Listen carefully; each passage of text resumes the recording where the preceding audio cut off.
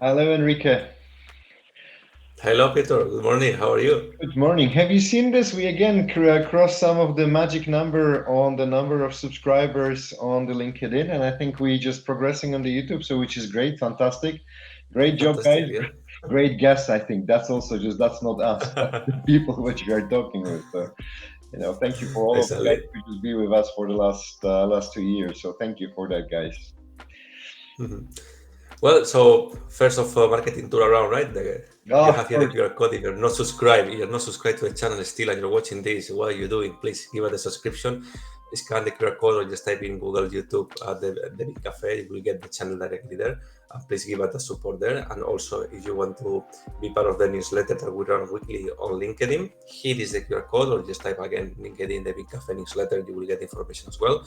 Almost we reached the 10,000 people by the end of the season. This is my goal, and I'm sure we're gonna get it. So please join the newsletter, and you get scripts from these interviews and also new generated content every week on your It should be LinkedIn feed. exponential, Enrique. So by the end of the year, we're supposed to be 100,000 people.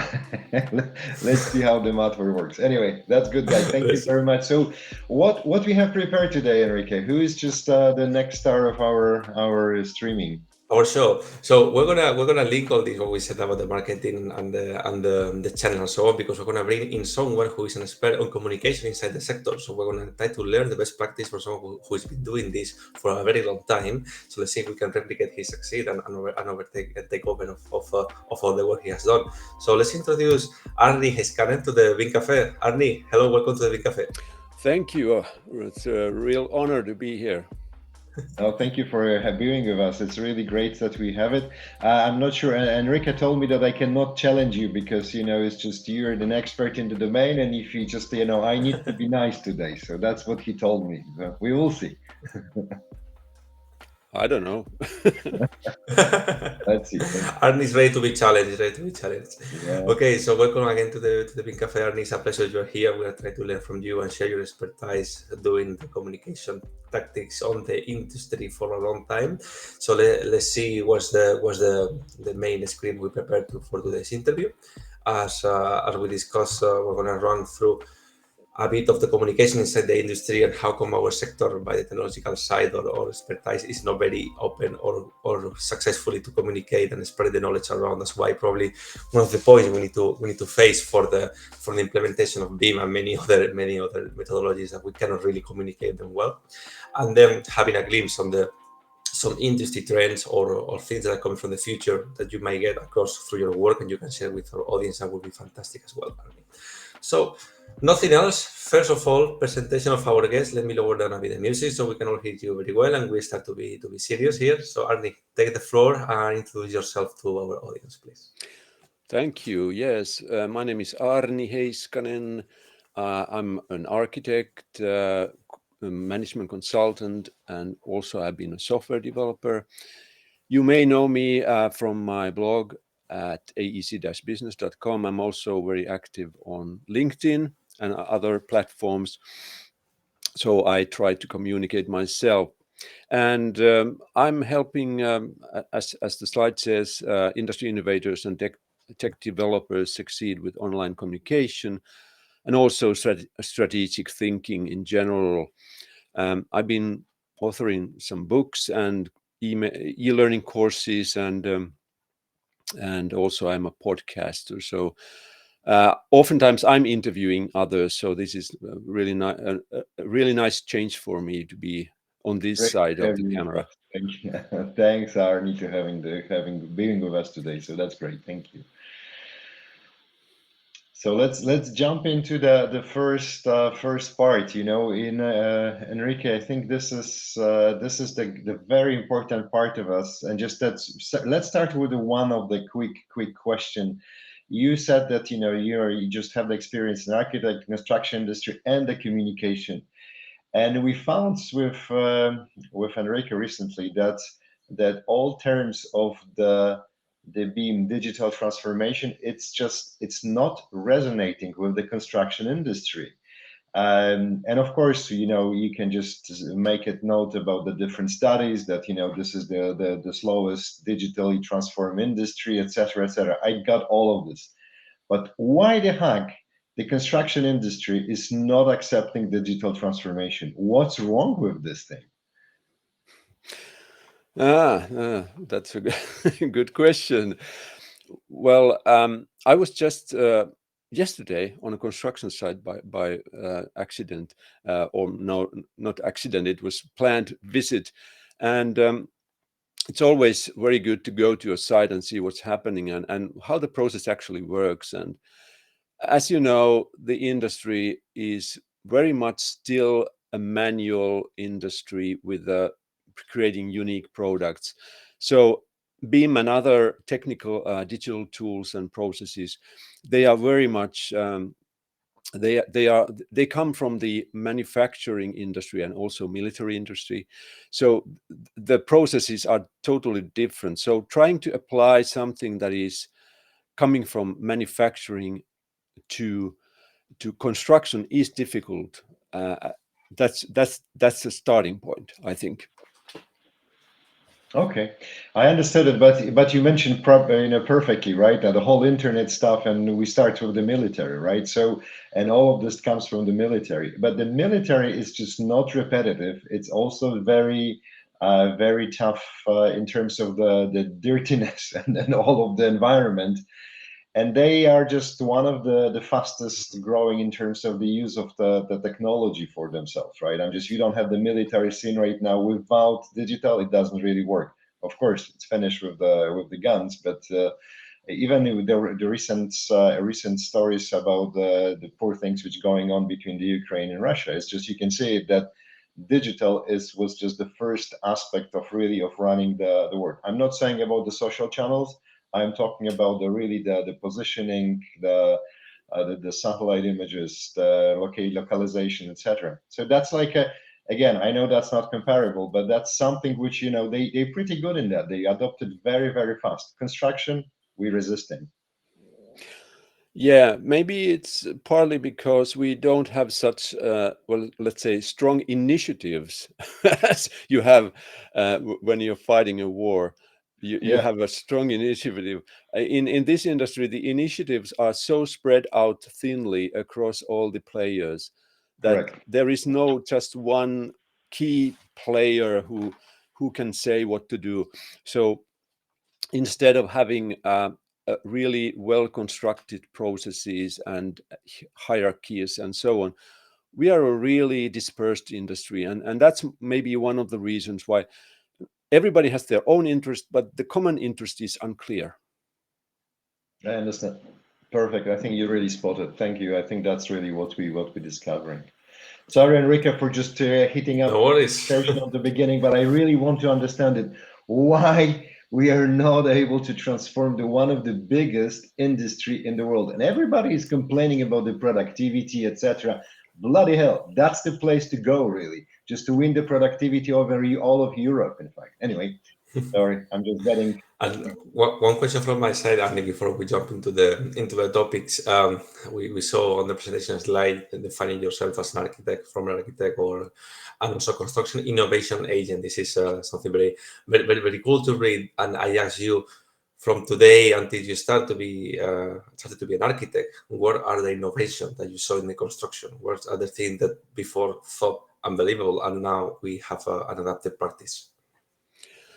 Well, my career actually started with an innovation which was CAD. So in the mid 1980s already, I was involved in CAD, and I think that CAD has been one of the leading innovations or disruptions.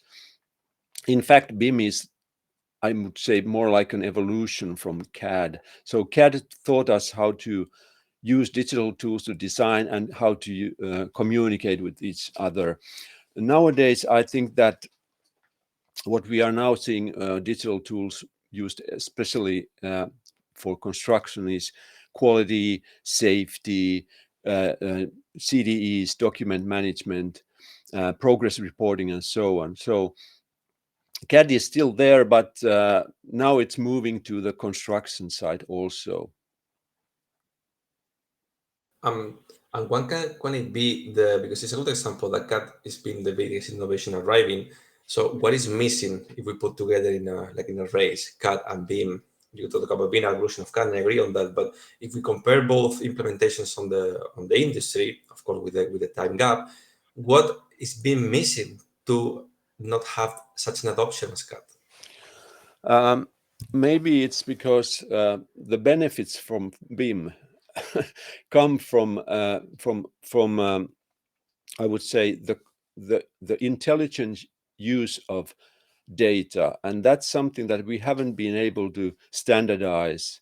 So data that is used in BIM models is oftentimes it's very company specific, so it's really hard to utilize that information across companies. I think that is one of the problems that we're having. So basically, it's on us, right? The technology is there, but it's on us.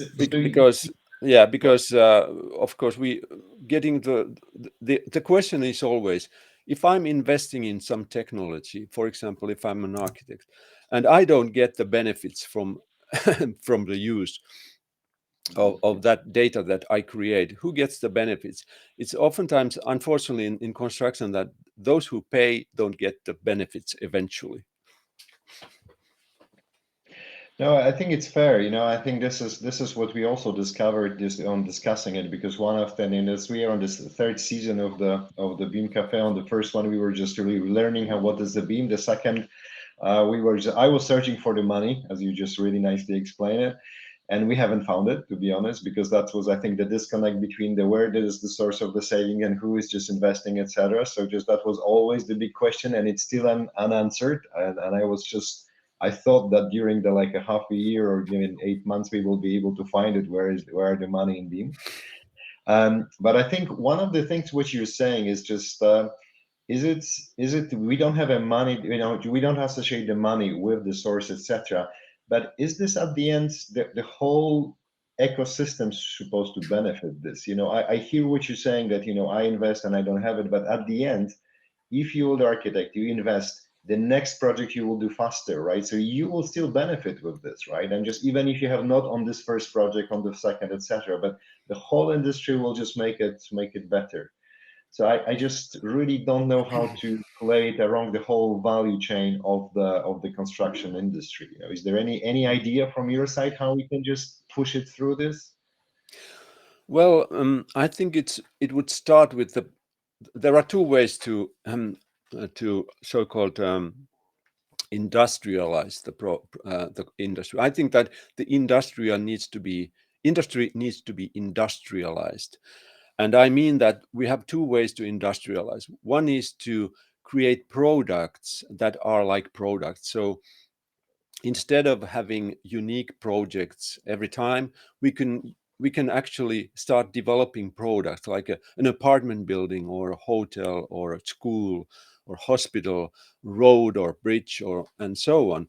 So if we start developing products, then we also have to think about how we produce those products, and that's the industrialized process, which means that instead of doing everything like in a manual workshop every time, we start to think of processes more like a manufacturing process, and that will give us the tools and the incentives to actually develop something in the long term, instead of just doing everything. Because even though you can develop for yourself wonderful processes and tools, if the next process is totally different and the totally different players and totally different rules of the game, you cannot use them effectively. So that's my recipe would be to start thinking of the process more like an industrialized manufacturing process. Yeah. I think we are in sync on this one. Thanks, Aarni, for your your ideas. Yeah, thank you. This is something hearing from our guests mostly every time. So maybe it's the right direction to go, right, Peter? Because it's what we hear from. Yeah, no, but we hear it for the last 2 years, but we still haven't found this just tipping point saying just yes, boom, let's go and just transform everything. It's just everybody talks about it, but we are missing this just, and I think that we dare, the first person who will be able just to move the needle, win the market, it will be the biggest achiever it will be the Nobel Prize of the construction industry, I think. Hopefully, yes. There have been trials. There have been trials, but they have, unfortunately, most of the time they have failed because they have been too limited. As you said, if I'm the only one who's trying to do, to change the industry without any partnerships, any common language, it's really difficult. Yeah, no, that's what we are seeing right now. I think this is what we discussed it, and with some of our guests as well. Um, the boom of the artificial intelligence. I know that is the hype, so just we will get the more viewers when we will talk about the artificial intelligence. But seriously, when I talk to the guys right now, and I see some of the problems, and you mentioned the standards. Uh, if we will be able just to have the models which will help us to connect the standards, saying, okay, even if this is different, this is A, this is B, this is different language, but we will have the 80% of the compatibility, and we can show it and we can translate it easily through the learning algorithms, which are just the different than before, because it's just a little bit more intelligent. It's still they're using the data which we're providing, but still be able to deduct and just put something. Maybe that's the path going forward. So we will just remove this notion. Okay, I am this Revit, I am just IFC, I am this whatever, and then we will say, okay, I just thinking about it. If we can just do something, I need the insulation for the wall, which is this parameter, technical parameters for the building, which is situating north and south, whatever, etc., in the writing format, and the system will tell me, okay, go for this parameters. This is the format. This is this thing. This is the manufacturers who can just give you the right part. This is the link to the site of the manufacturers. This is the BIM objects which you can just use it to your project, etc. I'm just potentially it's just completely out of the blue, but that's what my dream is. Yeah, and there have been companies like recently I read about a UK company that is systematizing the production without any factories. So they are developing a process and tools for systematizing the construction process, and I think that may be one of the ways to go. So instead of having your own factory, why not have a standard way of doing things so that any factory can produce those products in general? But one of the things, when we have seen the best results from collaboration and digitalization, they come from what we called allianced projects or IPD, integrated project deliveries, and in those projects there is the shared incentive. You share the risks and the rewards. Everybody in the on the project shares the risks and rewards, and that has been the decisive factor that then they start collaborating. They start using BIM and standardizing the processes and controlling them. So that may be one of the answers, that instead of having bidding on every little part of the project, let's have a project where everybody shares the risks and rewards, and then I think that will move the needle towards a more industrialized and controlled process. Yeah, makes sense, Arnie. This is something which I think this is the changes of the moving out of the all of the standards, standard economic system, really just moving out of the 10% increase per year of the revenue to the how we can use the value which we created to share it and to fructify the existing. So, but I think that will be the next. I think it's not our generation. It will be another 20, 30 years when it will just come out of the full capitalism working way, or communism, whatever you name it, to the new model of the economy. Oh my God, we're touching the very difficult topic. Yes, yeah, I agree. Unfortunately, yeah, every new thing that I've seen in the construction industry has taken at least 10 years to realize. So Yeah, yeah. Perfect. Okay, so we were discussing before they start the recording that the conversation usually flows on different ways. You see, we end up talking about global economics and so on, but I think we went forward the introduction presentation from Aarni. Thank you so much again for being here, Aarni. And let's talk a bit about the communication in the sector, in the industry, which is now what you are focusing on most of your time, if I'm not mistaken. And first question is to kick off this: what what calls you to do? I'm going to help people to communicate inside the AC businesses. Do you think there was a need, or do you feel attracted by the communication itself? So what moved you to go and provide all those services for the companies? yeah, because yeah, I have been, as I mentioned, I've been a management consultant, and I've been consulting companies on technology strategies, innovation strategies, and business strategies also. And I've noticed that many times we forget communication totally. So any change in the industry or in a company requires communication. And there are so many things going on in the industry. Like, for example, we have last year over 5 billion euros invested in construction technology startups. But oftentimes we don't hear enough about what's going on, and how and those startups, for example, they struggle to communicate. So that's something that I just want to help companies get the word out and be seen globally, because I think that construction technology specifically is a global it's a global, it has a global market. So what if you develop a software or methods or tools, you can basically use them anywhere in the world. It's much like an excavator, for example. We see the same brands everywhere in the world. Okay. Very good.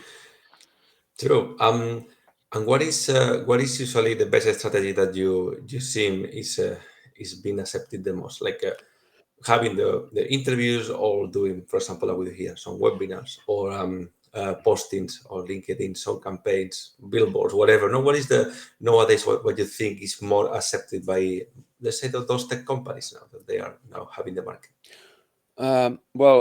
Unfortunately, many companies still think that communication is a press release, and they are terrible and awful to read. So I what I suggest is that you start talking to your audience, or actually building an audience. That is the one thing that I suggest. So what we call content marketing, and the idea is that when people know you, who you are, if you're talking as a person, not as a corporation, and you build trust, people like you, they start trusting you, what you're saying. And I think that is one of the main things in communication, that because there is so much fake communication, fake news, even fake personalities. So being authentic and giving a voice to your company, of course, uh, is really essential, I think. And when people see you, they start trusting. Like I'm assuming, for example, that what you're doing on the podcast. Um, I think people know you, and they start liking you and trusting you, what you're saying, and the guests that you're having.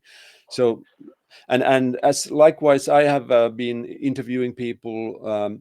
So I have been doing podcasting for over 10 years now, almost 11 years. Uh, the same with the blog. So I've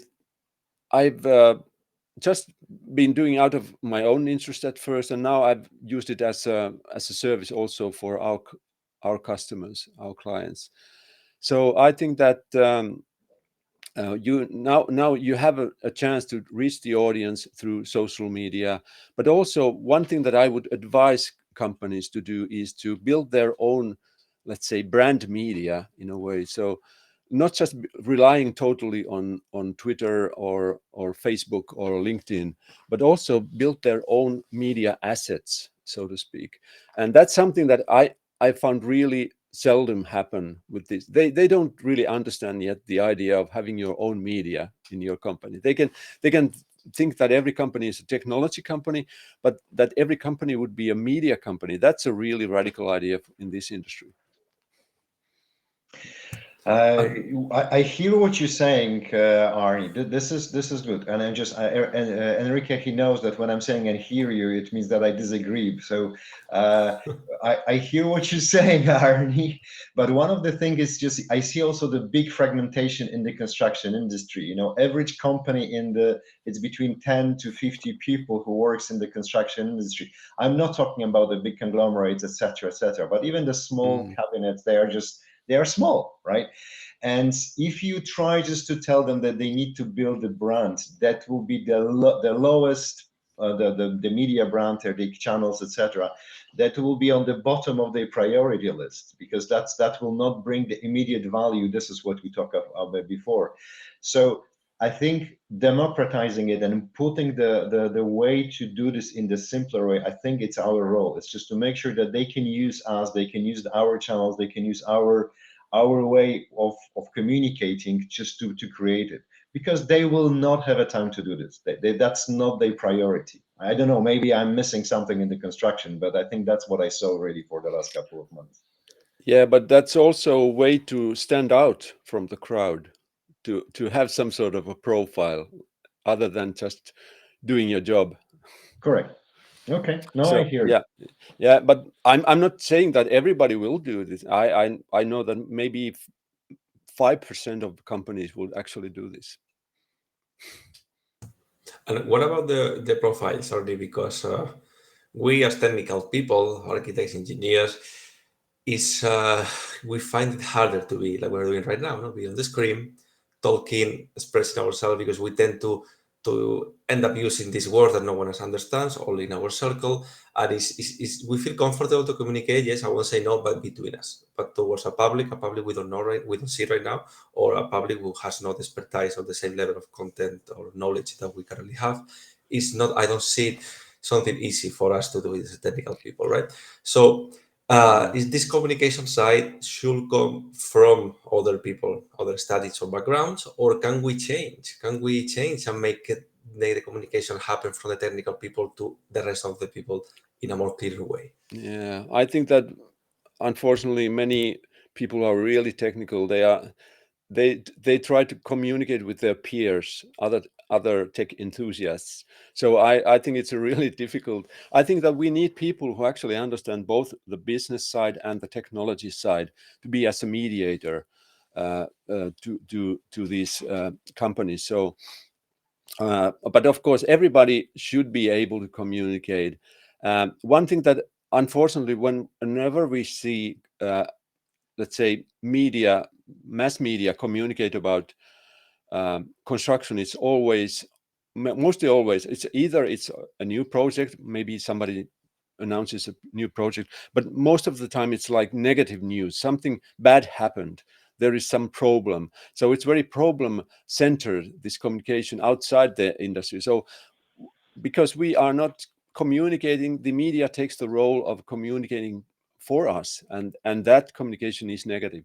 So I would advise that even though you're a really technical person, if you need help, then you can turn to somebody who's actually able to translate what you're saying into something that others can also learn, understand.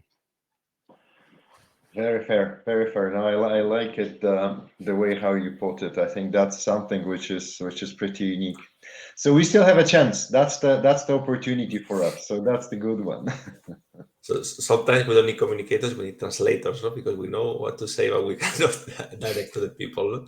And in terms of the events, live events or some fairs, Arni, because I think that some people from other businesses, they feel more comfortable giving a speech when they are speakers on some events, because the crowd will be people who go there to listen to them. They know a bit about what they're talking about and so on. But when we're facing this screen communication, or let's call it press release or articles where you don't know who is the audience, That is where we fail the most.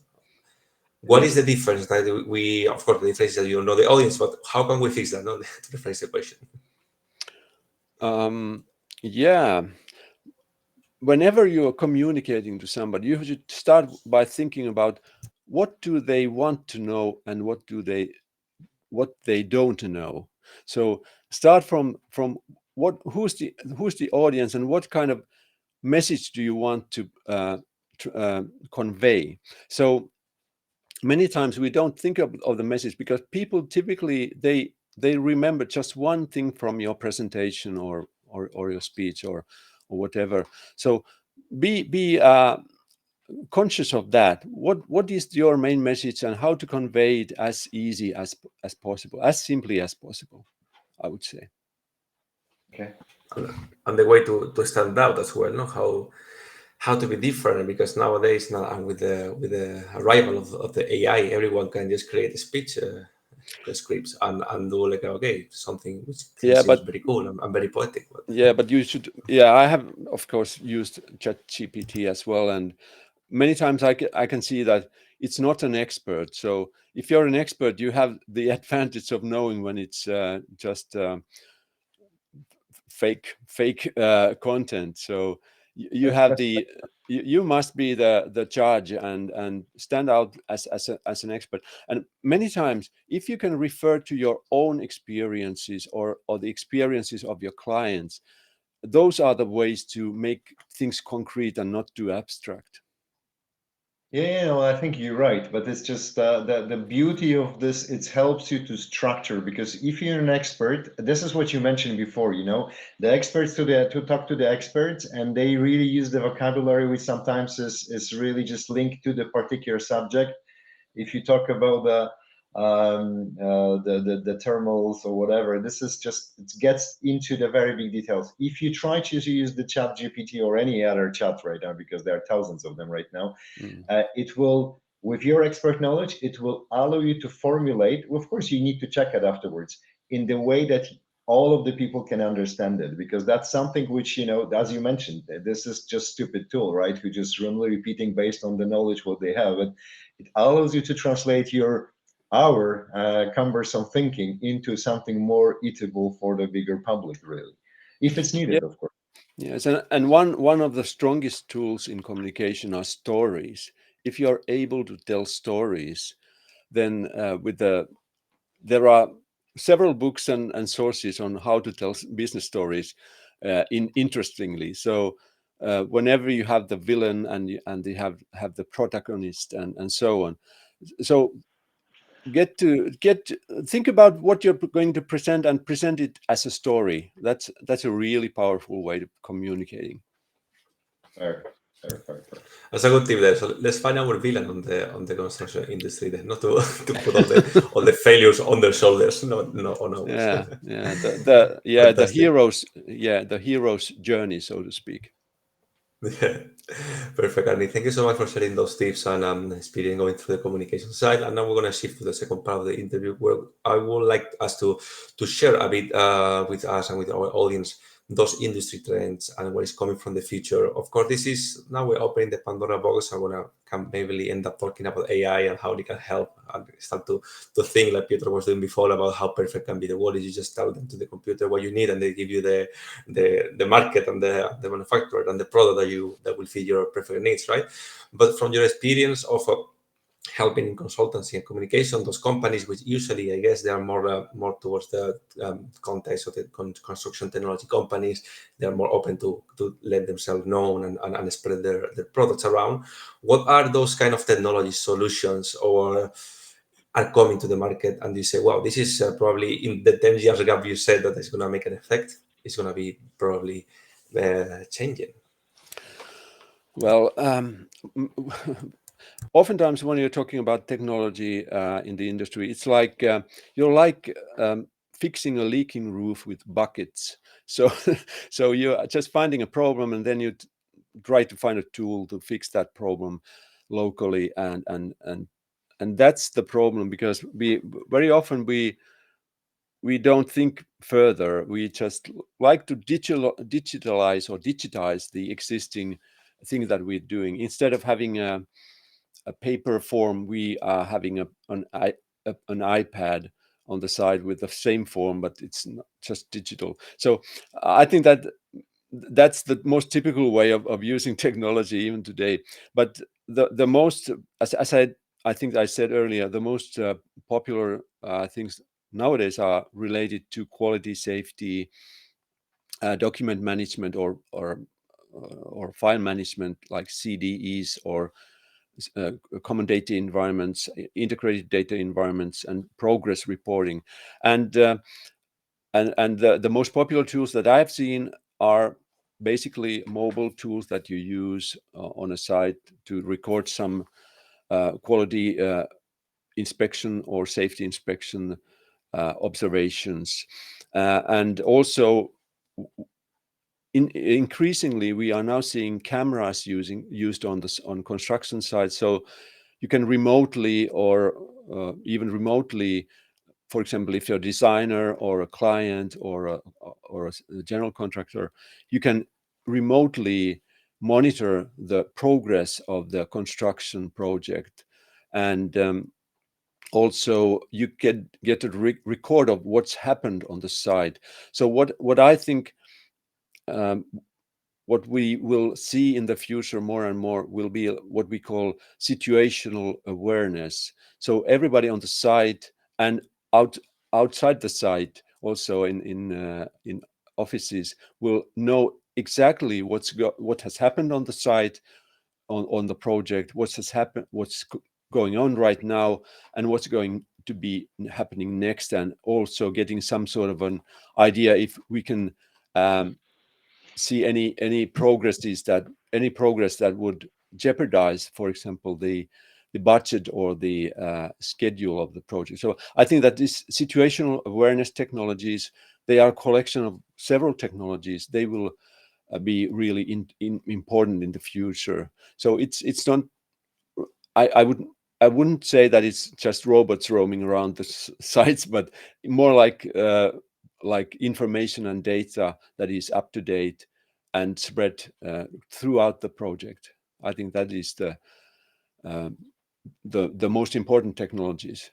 So you mentioned on the slide as well the contact, which is really interesting term. So just I understand, coming out of the fintech, medtech, proptech, comtech, right? So what are the best examples of the contact today? The companies which that we can just try to follow, and maybe invite some of the guys to join us on their interview, because maybe that's the way to go forward with it. Do you have any examples? I really don't know who have been already on your show, so, but of course, companies like BuildDots. I don't know. AI for Site is a Finnish startup. XYZ Reality, the Modulus company that I think I mentioned, Gamma AR, for example. So taking notes of this.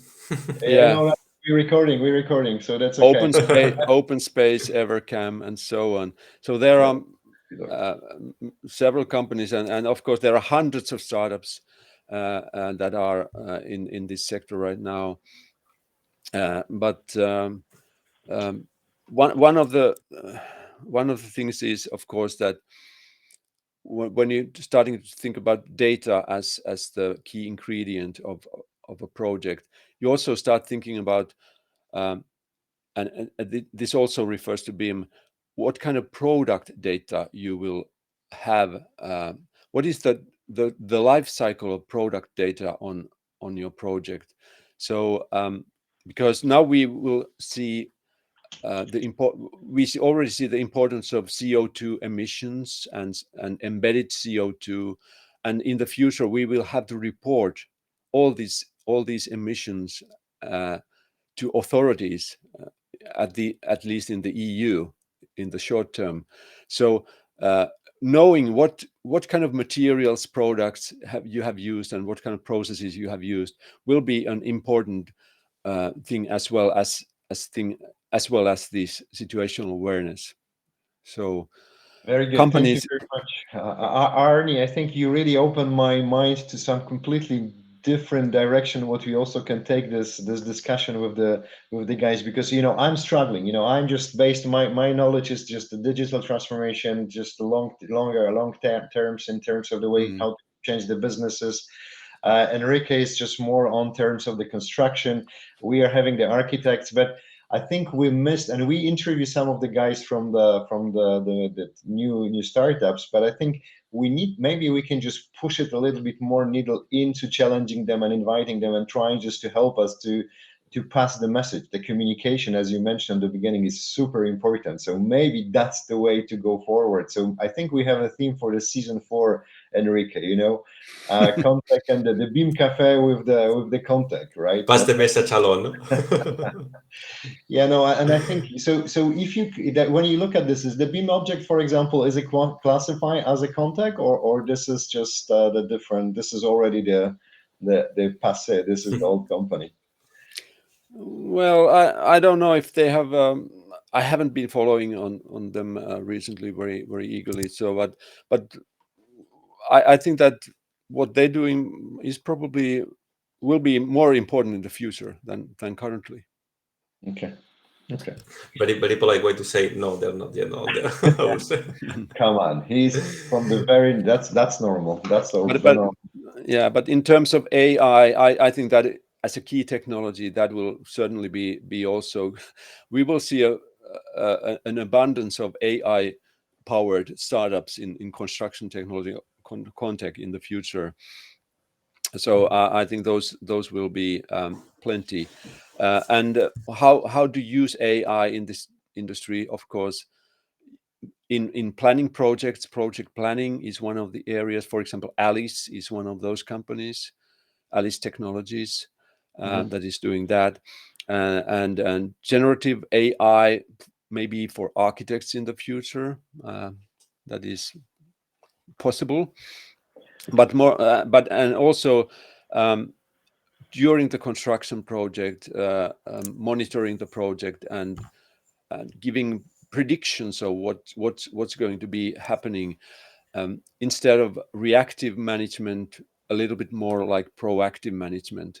I think that is coming. Yeah, it's just I'm very skeptical about this one, but I hear you, but this means that we need just to equip all of the guys who are just working in the construction with the some of the technology which will capture the data, right? Because that's what you mentioned. I agree 100%, which is possible on the jet engines, on all of the type of the equipment which is installed, and when we can collect the data out of it in the real time. Construction is that you go on the site, I mean, I will just be very brutal. You put the concrete, and then 2 days after you come back to see if it works, right? So, and you don't have any data between the moment when it's pulled and when it's just controlled. So that's something which we need to think through. How to see it, how to use some of the captors, and how to even the people movement on the site. How we can just use it for predicting the bad things happening, right?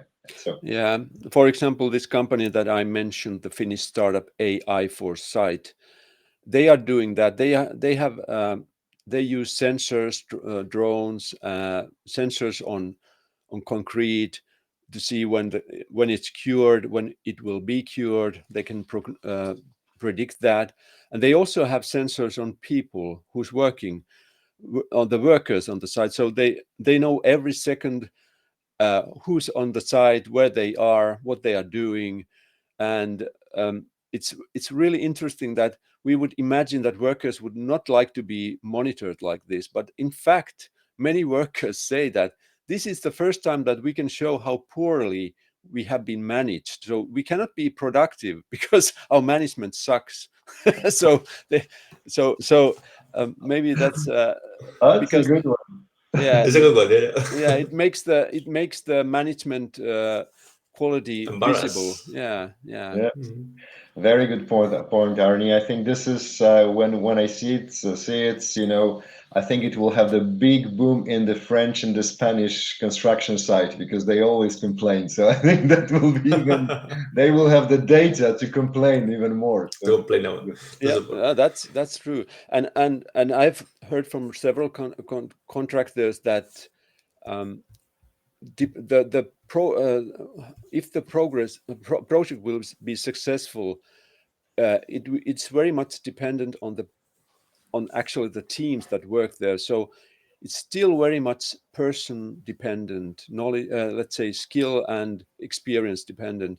So it shows that the project is not really, or the process is not really systematized when there's a huge difference who's doing the work and who's managing the work. okay, very clear. And you touched something there which is very important for me. I want to ask you is you talk about the skills and the management. So talking about all these AI and other sensors and predictive tools and digital technologies in the construction industry, us as human, I'm pretty sure we will see a reduction of the number of human work in many sectors with the technology. But what are the skills we should train in your opinion to be valuable when those technologies arrive? No? What are the things, the homework we need to do now to be ready for the tomorrow?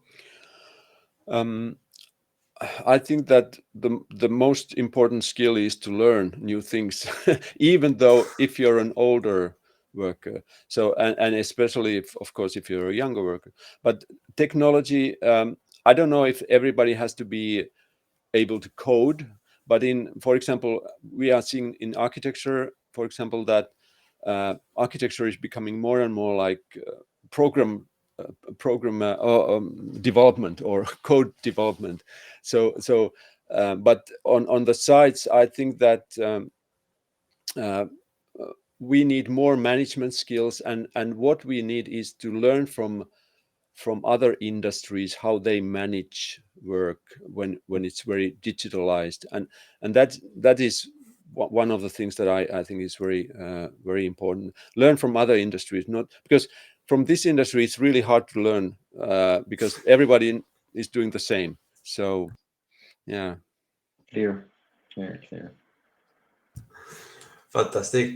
So we're ending up to the end of the interview. You have any more questions, Peter, or shall we just start to put a bit of music on the background, so sum up and No, Arnie, he was the inspiration for me, really, just for opening the season 4 with some of the complex startups and just abandoning the old small cabinets from architects, etc. Just really moving into the new wave of the construction industry, because I think that's something which we can build we build a solid base of the definition, what's the beam and how we can just work on it, and what are the structures, what are the standards, and we just look at the money part, which I failed. So just we failed. Okay, just but I take the blame on me. I failed to find money. So that's it.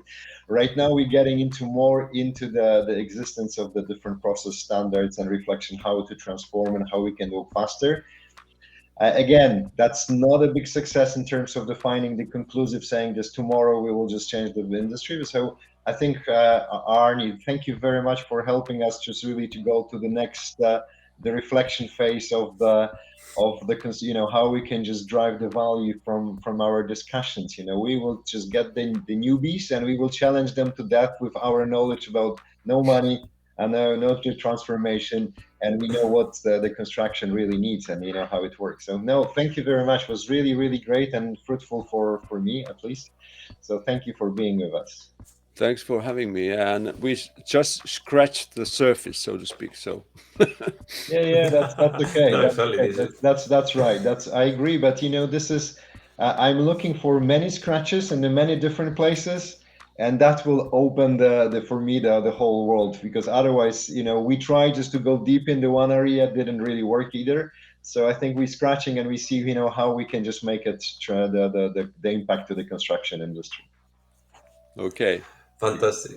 Fantastic, Andy. Thank you so much again. Have a lovely day and a pleasure to have you in the BIM Cafe. Thank you very Thank much, Arnie. Bye bye. Take care, guys.